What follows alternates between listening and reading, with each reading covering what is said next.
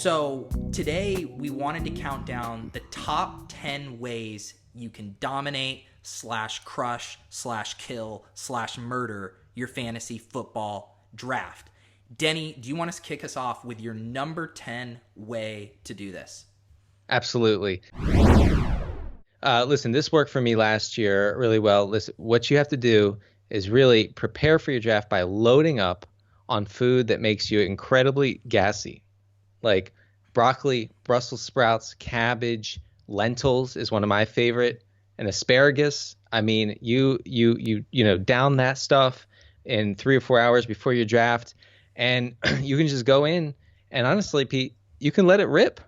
And you release the gas at an optimal angle, maximize the impact. I once saw a man pass out. And that's what I call a competitive edge. And that's what I like about that strategy is you knock someone out, you smoke the room out, they all have to leave. Maybe they're auto drafting, and you're eating healthy. You're eating clean, which is important because so much of fantasy draft food, it's wings, it's pizza, it's this gross stuff clogging your arteries. And here you are preaching clean living. And I think that's a message everyone would stand well to listen to. If you get a guy, you need to let the draft room know that you can't believe how far this guy slipped. I mean, my thought is this. If these people don't know that they messed up, they are not going to be able to ever realize that they suck at fantasy football. So whether it's in the chat box, whether it's an announcement, you just shake your head and be, I cannot believe this guy slipped to me here. Thank you, everyone. This has helped me in previous years. What you do is you bring a handgun and you put it on the table, in the middle of the table, ideally, so that everybody at the draft table can see the gun. And you say something like, "Ha, hey guys, don't snipe me today, okay?" Yeah. And if they complain, which they might do, remind them honestly that this is a free country and that the Second Amendment doesn't end when your fantasy draft starts. Just remind them of that. Yeah, and I mean, if at a time you need to pick it up and just say, let's just make sure nobody's drafting a quarterback before round 10, and then kind of set it down. You need to be able to send that message. Let people know you're not messing around. And along with the gun, I'm going to ask you to bring a pair of headphones. And now let me tell you why. While you're drafting, there's so much great fantasy football content out there. There are podcasts being released every single minute about fantasy football. You need to be throwing in those headphones and listening to a pod while the draft is going. Let these other guys be drinking beer, eating wings. You are taking in information in real time. Just because you're drafting doesn't mean your edge is done. Feed your mind. You can always socialize after the draft. Absolutely. This is no time to talk. This is not fun. This is business. This is a business trip. You go up real close to a league mate, again, an in-person draft. You go up real close to face, and you just start screaming, "Go to draftdayconsultants.com and sign up today," as they try to draft. And you just say it over and over. You scream it. Yeah, I've been actually meaning to ask you, does Draft Day Consultants, do they do like live proxies? But I don't even want a proxy. I want Ben Gretsch to show up and do my draft next to me, and kind of all my friends being like, who's this guy? Why is he whispering in your ear? Why is he tapping your thigh and pointing to the draft board? Is that a service you guys offer?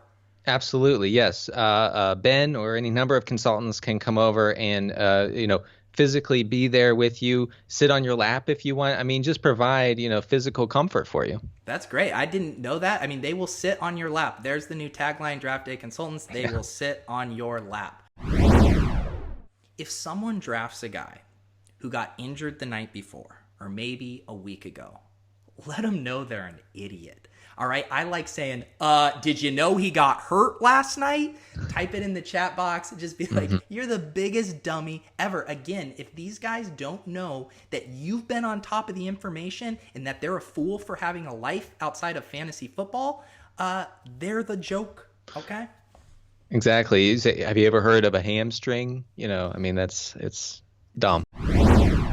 If you're in an auction draft, I should say, you nominate white players over and over and over, and you ask your white league mates, why they're so into these players. I mean, you weren't into the black players that I nominated earlier. Consistently Danny Woodhead, Jordy Nelson, Rex Burkhead, Tom Brady, Aaron Rodgers. Suddenly you love them. And, ask them some questions. Say, is it something about these players' work ethic or their grit or their smarts? I mean, answer the damn question, Dave. Answer the question. That's what I've done in drafts. Listen, hear me out here. If the draft isn't going well, after you make a pick, just start crying. Let the emotions run through you. They could be tears of joy. They could be of sadness. Like, I'll just tell you this. I've watched enough Shark Tanks and reality television shows in my life to know that if things aren't going well and you just start crying, ultimately you'll endear yourself to the room. The people will start to feel sorry for you. Maybe they'll let your target fall to you in the next round. They'll be like, what's going on with this guy? Let's give him an extra 10th round pick. Mm-hmm. Just wear your emotions on your sleeve. Fantasy football, it gets this kind of machismo, male-dominated vibe. This is how you buck the trend, and you manipulate your opponents into letting value slip to you. Exactly. And it's very unlikely that you're going to be called a cuck at the table, but and I think that people would just back off and, like you said, have sympathy for you. I like it. And let's not forget, you also have a gun sitting in front of you on the table, so it's really hard to make fun of a man crying that also has a gun. You get some photos of your league mates' pets who have, passed on. And then you text those photos to your league mates as they draft, and you say stuff like, hey, Sparky wouldn't want you to take a running back here, haha, or like, don't forget that Snowball was a late round quarterback truther, and make sure that the pictures are really cute.